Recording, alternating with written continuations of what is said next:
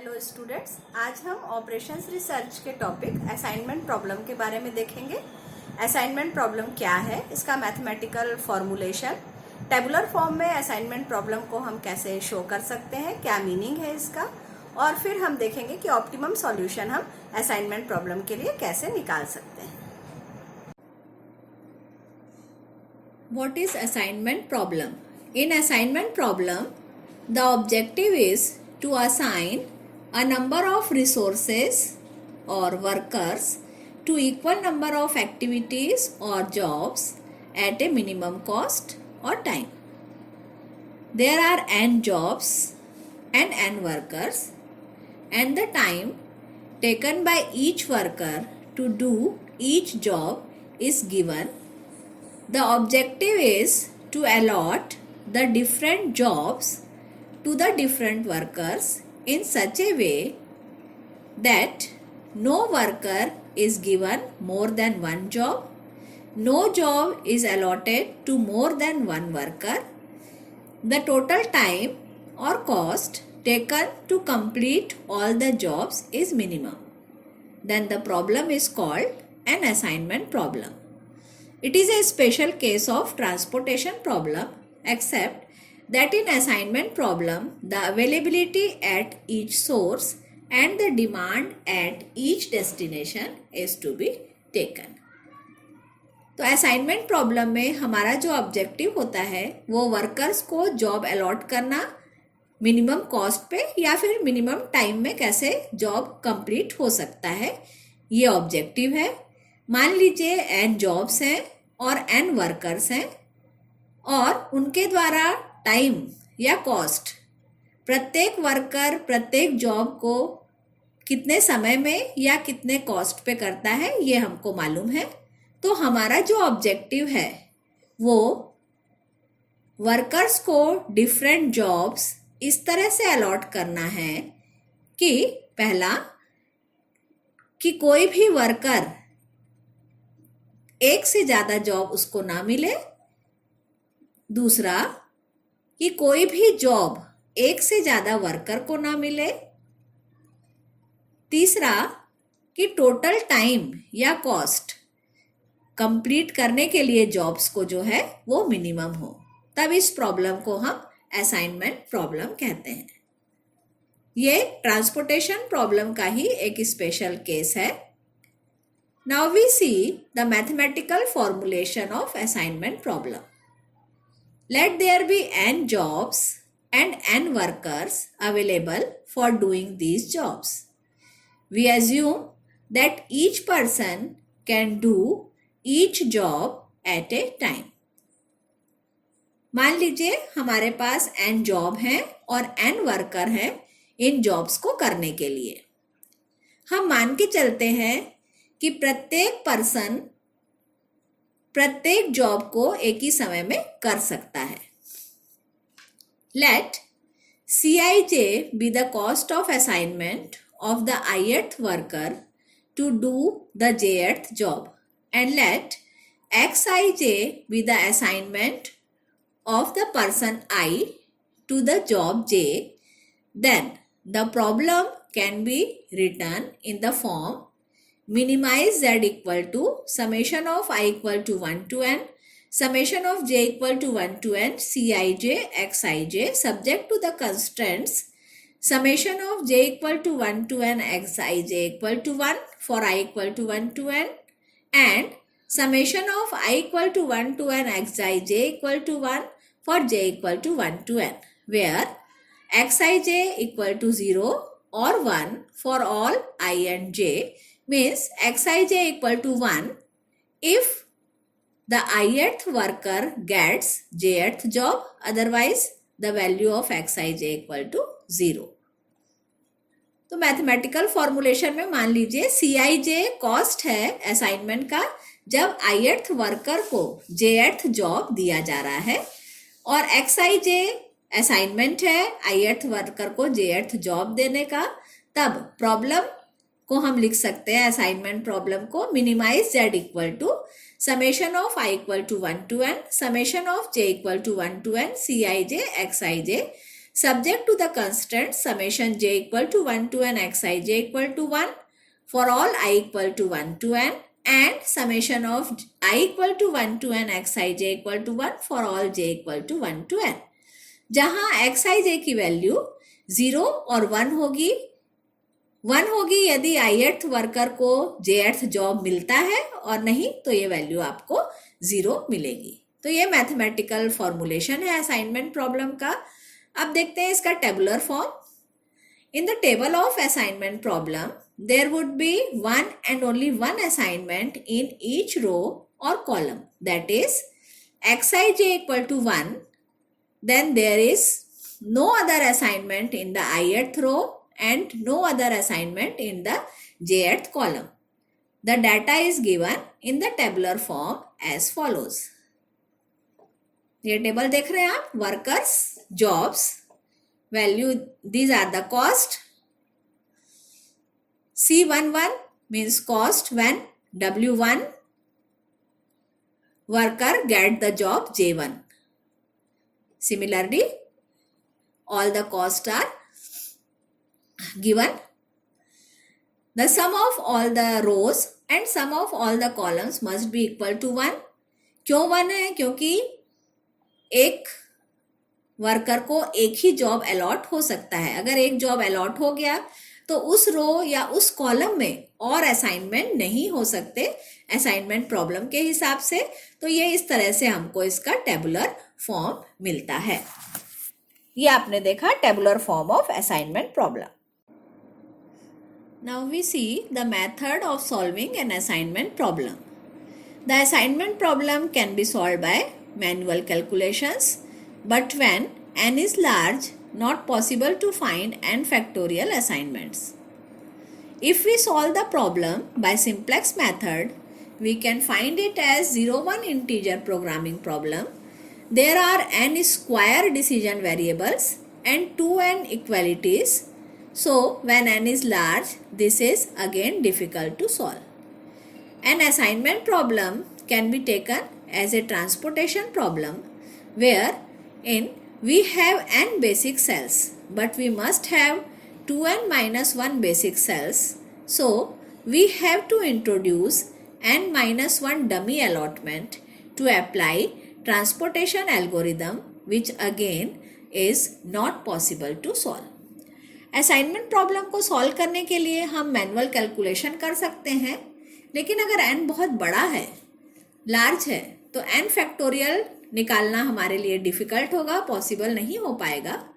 यदि हम इसे सिंप्लेक्स मेथड से सॉल्व करें तो हम 0-1 इंटीजर प्रोग्रामिंग प्रॉब्लम ले सकते हैं, लेकिन उसमें भी डिसीजन वेरिएबल n स्क्वायर और 2n इक्वालिटीज होंगी, जो कि n के बड़ा होने पर फिर डिफिकल्टी उसमें हमें मिलेगी। असाइनमेंट प्रॉब्लम को हम ट्रांसपोर्टेशन प्रॉब्लम जैसा भी, क्योंकि उसी का स्पेशल केस है, सॉल्व कर सकते हैं जिसमें कि n बेसिक सेल्स हैं।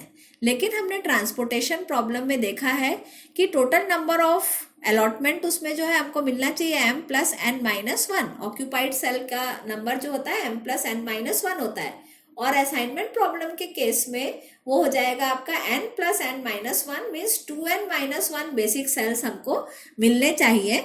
मीन्स हमको n माइनस 1 डमी अलॉटमेंट देना पड़ेगा, इंट्रोड्यूस करना पड़ेगा, जो कि पॉसिबल नहीं है। तो असाइनमेंट प्रॉब्लम को हम अलग मेथड से सॉल्व करते हैं। The Hungarian method is used to solve the assignment problem. Let us see what is Hungarian method. We see step by step procedure here. Step 1. In the assignment table, subtract the smallest element of the first row from all the elements of the first row. Subtract least element or smallest element of the second row from all the elements of the second row. Repeat this for all rows one by one. Then go to step 2. तो first step में हमें जो assignment table दिया है उसमें first row में सबसे smallest element देखना है और उससे सब एलिमेंट्स को सब एलिमेंट्स में से सब्ट्रैक्ट करना है फर्स्ट रो के। फिर हम सेकंड रो में आएंगे। सेकंड रो में स्मॉलेस्ट एलिमेंट को देखना है, उस एलिमेंट को सब एलिमेंट्स में से उस रो के सब्ट्रैक्ट करेंगे। फिर हम थर्ड रो में आएंगे, उसमें स्मॉलेस्ट एलिमेंट देखेंगे और उस एलिमेंट को उस रो के सब एलिमेंट्स में से सब्ट्रैक्ट करेंगे। ये प्रोसीजर हमको 1 by 1 रिपीट करते जाना है हर रो के लिए। Then we go to step 2। Step 2, after step 1, locate the smallest element in each column and subtract the same from each element of that column. Second step में हमें अब column में देखना है, कॉलम में स्मॉलेस्ट एलिमेंट कौन सा है। फर्स्ट कॉलम जैसे हमने देखा, स्मॉलेस्ट एलिमेंट देखेंगे और बाकी सारे एलिमेंट फर्स्ट कॉलम के उसमें से स्मॉलेस्ट को सब्ट्रैक्ट करेंगे। सिमिलरली हम सेकंड कॉलम पे आएंगे, स्मॉलेस्ट एलिमेंट देखेंगे, उसको सारे एलिमेंट्स उस कॉलम के में से सब्ट्रैक्ट करेंगे। ये हमको हर कॉलम के लिए रिपीट करना है। Step 3, after step 1 and 2, each column and row have at least 1 0। Step 1 और 2 में जो हमने प्रोसेस किया है, उसके बाद हम देखेंगे कि हमको हर रो और हर कॉलम में एक जीरो, कम से कम एक जीरो मिल रहा है। Step 4, search for optimum solution in the table. First, examine the first row if there is only 1 0 and rectangle this 0 and cross off all other zeros in its column. If there are more than 1 0 in the first row, pass on the second row.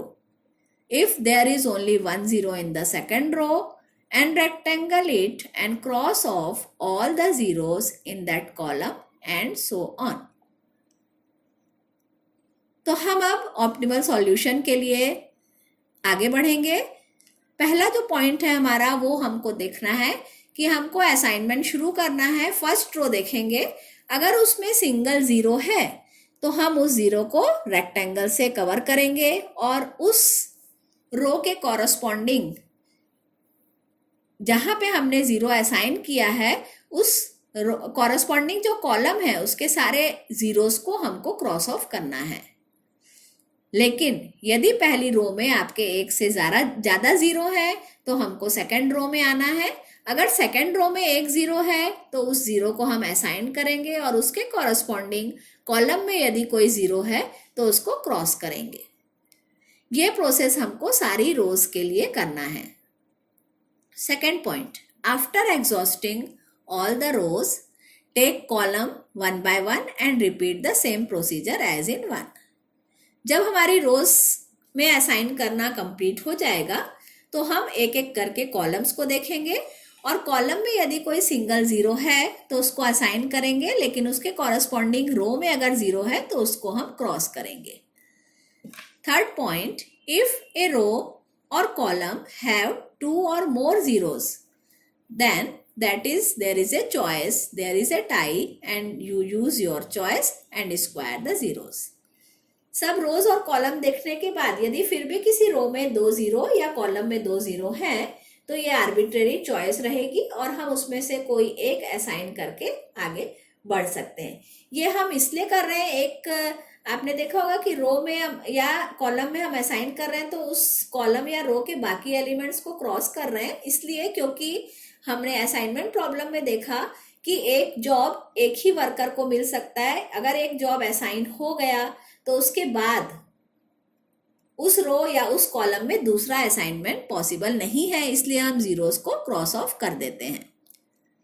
Step 5, if the number of assignment is equal to n, the order of the cost metric and optimum solution is reached. If number of assignment is less than n, go to the next step. Fifth step हमारा है कि अगर हमारे सब assignment हो चुके तो हम देखेंगे अगर नंबर ऑफ असाइनमेंट n के इक्वल, n मतलब मीन्स हमको जो असाइनमेंट टेबल दिया है उसके ऑर्डर के इक्वल है। जैसे आपको अगर 4x4 दिया है टेबल तो 4 असाइनमेंट अगर हो गए तो ये आपका ऑप्टिमल सॉल्यूशन होगा। लेकिन अगर असाइनमेंट उससे कम है तो हमको नेक्स्ट स्टेप पे जाना है। Step 6, draw the minimum number of horizontal and और vertical lines to cover all the zeros of the reduce matrix. Line can be drawn as follows. Tick rows that do not have any assigned zeros.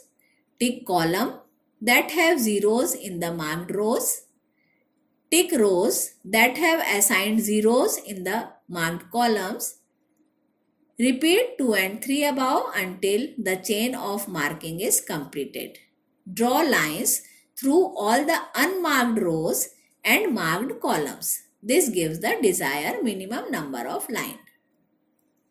तो 6 step में अगर हमारा assignment complete नहीं हुआ, अगर number of assignment हमको less than मिले, तो हम आगे शुरू करेंगे और हमको अब ड्रॉ करनी है lines, minimum number of lines horizontal और vertical to cover all the zeros of the reduce matrix. और ये लाइन हम कैसे ड्रॉ करेंगे देखते हैं। सबसे पहले हम उन रोज को टिक करेंगे जहाँ की कोई असाइनमेंट नहीं है, कोई भी हमने ज़ीरो असाइन नहीं किया है। फिर हम उस कॉलम को टिक करेंगे जो कि इस ऊपर टिक किए गए रो में जहाँ पे ज़ीरो है जिस कॉलम में। फिर हम उस रो को टिक करेंगे जहाँ की असाइंड ज़ीरो है मार्क्ड कॉलम में। इस प्रोसेस को हमको करते जाना है और फिर हम लाइन ड्रॉ करेंगे अनमार्क्ड रोज और मार्क्ड कॉलम को लेते हुए। जो भी अनमार्क्ड रोज हैं हमने मार्क नहीं किए हैं और जो भी मार्क्ड कॉलम है जो हमने मार्क किए हैं, इनसे हमको लाइंस बनानी है और यही लाइन हमको जो है उस टेबल के सारे जीरोस को कवर करते हुए मिनिमम लाइंस होंगी। Now step 7, find the received cost matrix as follows. Find the smallest element of reduced matrix not covered by any of the lines. Subtract this element from all the uncovered elements and add the same to all the elements lying at the intersection point of any two lines. अब हमको जो cost matrix मिला, lines को हमने draw कर लिया, उसके बाद उसमें हमको क्या करना है आगे। तो हमें जो कॉस्ट मैट्रिक मिला उसमें जो भी कवर नहीं हुए एलिमेंट, उनमें हमको स्मॉलेस्ट एलिमेंट देखना है। इस स्मॉलेस्ट एलिमेंट को सभी अनकवर्ड एलिमेंट से हम घटाएंगे और जो हमने लाइंस खींची हैं उनके इंटरसेक्शन पॉइंट पे जो एलिमेंट है उसमें ऐड करेंगे इस स्मॉलेस्ट एलिमेंट को। Step 8, go to step 6 and repeat the procedure until an optimum solution is obtain. अब हम फिर से स्टेप 6 पे जाएंगे, मीन्स हम फिर से असाइनमेंट अपना शुरू करेंगे, ज़ीरो असाइन करेंगे और इसी प्रोसेस को जब तक हमको ऑप्टिमल सॉल्यूशन नहीं मिल जाता, मीन्स जब तक हमारा नंबर ऑफ असाइनमेंट हमारे number of order of matrix के इक्वल नहीं आ जाता, तब तक हमको इस प्रोसेस को कंटिन्यू करना है। आइए अब इस पे बेस्ड एक क्वेश्चन देखते हैं। Solve the assignment problem. ये हमको पर्सन्स दिए हैं ABCD, 1 2 3 4 जॉब्स दी हैं और ये हमको दिया हुआ है कॉस्ट, जो कि हमको मिनिमम कॉस्ट निकालना है। असाइनमेंट प्रॉब्लम हमको सॉल्व करना है। तो हम देख रहे हैं कि given problem is 4x4, so we can solve it. जब भी आप असाइनमेंट प्रॉब्लम शुरू करते हैं तो सबसे पहले हमको चेक करना होता है कि वो स्क्वायर मैट्रिक्स के फॉर्म में है कि नहीं, तभी हम उसको सॉल्व कर सकते हैं। First, subtract the least element of each row from all the other element of the respective row। तो सबसे पहले हमने जो स्टेप हंगेरियन मेथड का देखा था कि हमको हर रो में से स्मॉलेस्ट एलिमेंट देखना है और उस रो के बाकी एलिमेंट में से उसको सब्ट्रैक्ट करना है। तो यहाँ देखिए फर्स्ट रो, इसमें मिनिमम एलिमेंट या स्मॉलेस्ट एलिमेंट 5 है, तो हम 5 को सब एलिमेंट्स, सारे एलिमेंट्स इस रो के में से सब्ट्रैक्ट करेंगे। मीन्स 10 में से 5 आपका गया 5, 5 - 5 0, 13 - 5 8 एंड 15 - 5 10। सिमिलरली सेकेंड रो देखेंगे, 3 स्मॉलेस्ट एलिमेंट है, इसको सब्ट्रैक्ट करेंगे। थर्ड रो देखेंगे, 2 स्मॉलेस्ट है, इसको सब में से सब्ट्रैक्ट करेंगे। और लास्ट रो में आप देखेंगे तो स्मॉलेस्ट एलिमेंट 5 है, इसको हम सब्ट्रैक्ट करेंगे। ये हमको टेबल मिला। अब हमें कॉलम देखना है। तो देख रहे हैं आप फर्स्ट कॉलम में आपको 0 मिल गए, यहाँ पे स्मॉलेस्ट आपका 0 ही है, कोई चेंज नहीं होगा। सेकंड में भी एक 0 है कॉलम में, कोई चेंज नहीं होगा। थर्ड में मिनिमम एलिमेंट या स्मॉलेस्ट एलिमेंट देखेंगे तो 1 है, 1 को हम सारे एलिमेंट में से सब्ट्रैक्ट करेंगे तो ये हमको मिला थर्ड कॉलम 7 14 0 3। बाकी वैसे ही रहे कॉलम क्योंकि स्मॉलेस्ट एलिमेंट ऑलरेडी सब में 0 था। अब आप देख रहे हैं कि स्टेप 3 हमारा जो है कि हर रो और हर कॉलम में कम से कम एक 0 आपको मिलना चाहिए। तो बिल्कुल आपको हर रो या हर कॉलम में मिनिमम एक 0 आपका है। हम असाइनमेंट शुरू कर सकते हैं। असाइनमेंट करने के लिए सबसे पहले हम फर्स्ट रो देखेंगे। हमको देखना है कि फर्स्ट रो में अगर सिंगल 0 है तभी हम उसको असाइन करते हैं। तो यहाँ आप देख रहे हैं फर्स्ट रो में सिंगल 0 है, हमने इसको असाइन किया। इस रो के कॉरस्पॉन्डिंग जो कॉलम है मीन सेकंड कॉलम, इसमें कोई 0 नहीं है तो हमको उसको क्रॉस ऑफ नहीं करना है, हम आगे आएंगे। सेकंड रो हमने देखा, सेकंड रो में 2 0 है तो हम असाइनमेंट नहीं करेंगे यहाँ। थर्ड रो में देखेंगे 2 0 है, हम असाइनमेंट नहीं करेंगे। हम आएंगे फोर्थ रो में। फोर्थ रो में फिर आपका सिंगल 0 है, इस 0 को हम असाइन करेंगे, लेकिन इस 0 के कॉरस्पॉन्डिंग फर्स्ट कॉलम में आपको फिर से एक 0 दिख रहा है तो उसको हमको क्रॉस करना है, क्योंकि यहाँ असाइनमेंट हो गया फोर्थ रो के फर्स्ट मीन्स डी को अगर फर्स्ट जॉब हमने असाइन कर दिया तो और हम असाइनमेंट नहीं कर सकते इस कॉलम में, तो हमने इसको क्रॉस ऑफ कर दिया। नेक्स्ट स्टेप पे हम आएंगे। अब देखिए सेकंड रो अगर फिर से हम देखें तो सेकंड रो में ये क्रॉस ऑफ हो गया, अब सिंगल 0 बचा। इस 0 को हम असाइन कर सकते हैं और इसके कॉरस्पॉन्डिंग फोर्थ कॉलम में जो 0 है वो हो जाएगा आपका क्रॉस। अब हम आएंगे थर्ड रो में। अब देख रहे हैं आप थर्ड रो में भी सिंगल 0 बचा, क्योंकि ये 0 आपका क्रॉस हो गया तो इस सिंगल 0 को फिर हम असाइन कर सकते हैं और हमने ये 0 यहाँ असाइन किया। आप देख रहे हैं कि हर रो में असाइनमेंट हो गया और हमारा जो असाइनमेंट टेबल है मैट्रिक्स दिया हुआ है वो 4x4 है और हमारे असाइनमेंट भी 4 है, मीन्स यही हमारा ऑप्टिमम सॉल्यूशन होगा। और ये ऑप्टिमम सॉल्यूशन आपको होगा पर्सन ए को सेकंड जॉब, पर्सन बी को फोर्थ जॉब, पर्सन सी को थर्ड जॉब और पर्सन डी को फर्स्ट जॉब अलॉट करके हमको मिनिमम कॉस्ट मिलेगा। और ये मिनिमम कॉस्ट होगा, हम कॉस्ट मैट्रिक्स से वैल्यूज लिख लेंगे 5 + 3 + 5 = 16। ये होगा हमारा मिनिमम कॉस्ट। तो ये असाइनमेंट प्रॉब्लम आपका सॉल्व हो गया। इस तरह से आपको प्रोसीजर को फॉलो करते हुए असाइनमेंट करना है। लेकिन यहाँ पे हमें 4x4 ऑर्डर का मैट्रिक्स दिया था और 4 असाइनमेंट चूंकि मिल गए तो हमें ऑप्टिमम सॉल्यूशन मिल गया। कई बार असाइनमेंट आपको 4x4 में 4 नहीं मिले अगर, तो हमको हंगेरियन मेथड का नेक्स्ट स्टेप आगे फॉलो करना है। हमको minimum number of lines draw करनी है उन 0 को कवर करते हुए और फिर आगे असाइनमेंट करना है। तो ये हम नेक्स्ट लेक्चर में देखेंगे। इस लेक्चर में इस टाइप के क्वेश्चंस आप सॉल्व करते रहिए, कोई डाउट होगा तो उसे अपन सॉल्व करेंगे। These are the references which we use.